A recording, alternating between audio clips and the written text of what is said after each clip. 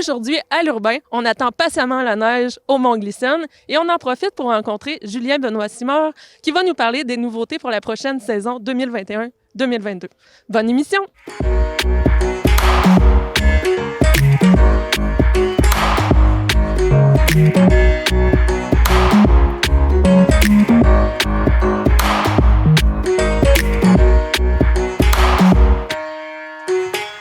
Alors, bonjour Julien.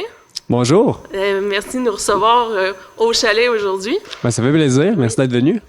Vous avez récemment annoncé une avalanche de nouveautés pour la station. Je serais curieuse de savoir, en fait, concrètement, ça représente quoi?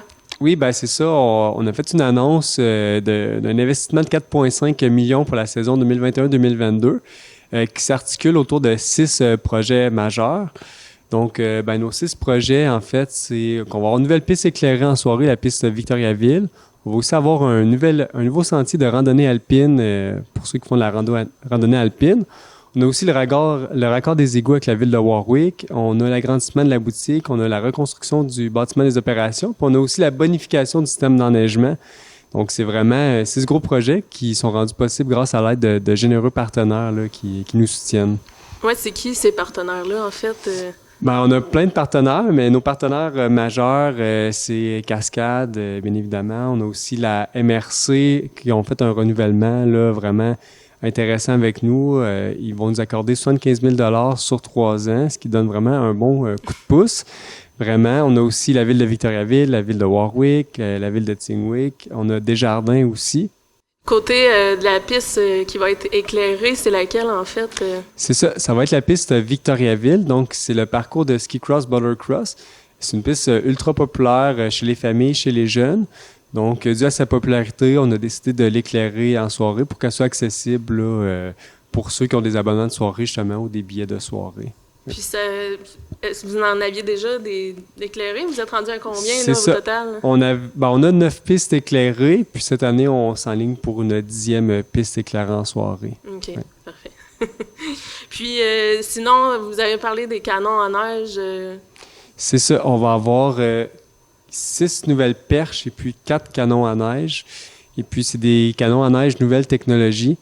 Donc, ça permet, ils sont moins énergivores, ils sont plus productifs. Donc, tranquillement, on remplace nos vieux canons à neige qu'on avait là, depuis peut-être les années 90, tout ça. Puis l'an passé, on avait eu aussi 23 canons à neige là, qui s'ajoutaient. Donc là, on est vraiment bien équipé pour l'enneigement. Du côté de la piste alpine, il y avait des besoins, il y avait un intérêt, un engouement? Ouais, ben c'est ça. C'est un nouveau marché là, qui s'inscrit dans le monde, si on veut, de plein air. C'est en pleine croissance. À chaque année, on voit les adeptes là, affluer là, depuis 2-3 ans. Puis en fait, la randonnée alpine, pour ceux qui ne savent pas, c'est tu as des skis dans les pieds, tu as des fixations amovibles, donc ta cheville peut bouger, puis tu mets des pots de phoque en dessous de tes skis, puis tu peux monter finalement la montagne. Ensuite, rendu en haut, tu enlèves tes pots de phoque et puis tu redescends. Donc, comme il y a une forte demande, on trouvait ça vraiment intéressant là, d'ajouter un sentier pour la rando alpine. Puis c'est un sentier qui va longer la piste familiale Pierre-Ligne. Puis ça va être aussi en forêt, donc peut-être un peu plus technique, un peu plus sportif que nos sentiers traditionnels qui, par exemple, passent par la cascade ou la Pierre-Ligne, que c'est plus à découvert, plus pas sur le plat, là, mais quand même des chemins bien tapés, tandis que là, ça va être en forêt. Donc, on trouvait ça super intéressant d'offrir ça pour notre nouvelle clientèle. Puis, pour les égouts, c'était un besoin aussi de mettre ça en place? Ouais, c'est ça. On voulait avoir une meilleure gestion des eaux usées. Puis, tout était comme un peu fait à l'interne avec notre puits. Puis là, c'était grand temps qu'on fasse un raccord là, avec la ville de Warwick. Puis pour ce faire, il a fallu qu'on passe sur des terres agricoles. Donc, on a eu la permission de plein de gens extraordinaires là, qui ont voulu nous aider dans notre projet. Donc, dès le début de l'été, on a commencé à creuser, puis on a commencé à faire le raccord. Et puis, pour la saison, ça va être terminé. On va être raccordé à la ville de Warwick. Vous allez être prêts à commencer la saison. Hein? Oui, on va pouvoir faire nos frais. Ça va sentir bon ici. Puis, pour le bâtiment des opérations, vous en êtes rendu où dans la construction? Il est pratiquement fini. Là, on est plus dans les petites touches de finition, puis même que On a commencé à déménager là, de l'équipement là, qui avait été entreposé dans le chalet principal et puis dans le garage temporaire, l'abri temporaire. Fait que ça aussi, ça va être prêt au début de la saison. Oui, c'est ça. Il est presque fini, là. Les gens commencent à s'installer dedans puis à en prendre connaissance. Ouais. Fait que, on va l'avoir pour la saison certainement, puis tant mieux parce qu'on va commencer ça en force. L'année passée, en pleine pandémie, là, vous avez eu quand même 136 000 visiteurs. Avez-vous un peu les mêmes objectifs pour cette année? Oui, ben c'est ça, 136 000 visiteurs, ça a été un record. Ça a été une augmentation de 11 % comparativement aux autres années. Est-ce qu'on a les mêmes objectifs? C'est sûr que nous, on veut, c'est ça, avoir autant de visiteurs que possible. Mais cette année, il y a un petit changement. C'est que lors de la prévente, on vendait les abonnements en quantité limitée. Donc, on ne pouvait pas vendre à porte ouverte comme ça à tout le monde. Donc, ça va peut-être se faire ressentir sur le nombre de visiteurs. En même temps, 136 000 visiteurs comprenaient aussi les journaliers. Donc, mais je pense qu'on va avoir vraiment une belle saison. Un beau bilan s'en vient. On sent vraiment l'engouement pour le ski. On a pratiquement là, tout vendu nos quantités là, finalement d'abonnements. Et puis là, on est sorti de la prévente, mais on continue quand même à vendre des abonnements à tarif régulier. Puis on sent vraiment l'engouement. Les gens ils ont le goût de sortir, ils ont le goût d'être dehors. Puis on les comprend, ça fait du bien de profiter du plein air. Oui. Puis est-ce qu'il va y avoir des nouvelles mesures sanitaires ou ça va rester pareil à l'an dernier? Il continue à avoir des mesures sanitaires. C'est sûr que ça ne sera pas exactement comme l'an passé. On sent qu'il y a plus d'ouverture un peu de la part du gouvernement. On peut penser, entre autres, finalement, au chalet principal. Avant, les gens étaient limités à 10 minutes. C'était simplement pour se réchauffer. Ils n'avaient pas le droit de manger, ils n'avaient pas le droit d'enlever leur masque, même assis aux tables. Les tables, c'est sûr qu'on les a adaptées en fonction de la pandémie. Là, il y avait des places prédéterminées à chaque table que les gens pouvaient s'asseoir avec la distanciation. Cette année, les gens peuvent venir manger à l'intérieur. Il n'y a plus de limite de temps.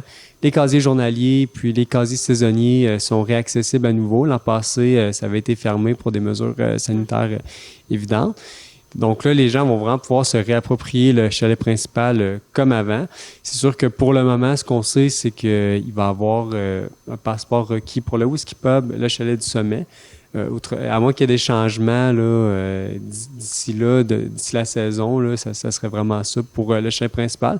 Pour les remontées, ça reste un peu idem à l'année dernière, c'est-à-dire que les gens auront une distanciation, les familles pourront s'asseoir ensemble là, sur les sièges. Ouais.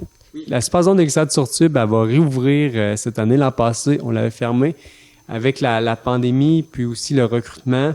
On trouvait ça un peu dur à opérer, donc on a décidé de la mettre sur pause cette année-là. Mais cette année, elle revient en force. On a extrêmement hâte de revoir des gens glisser là, sur les tubes. Donc oui, ça revient. Le chalet du sommet aussi revient. Il avait été fermé l'an dernier à cause de la pandémie aussi. L'espace était comme un peu trop clos là, pour recevoir des gens.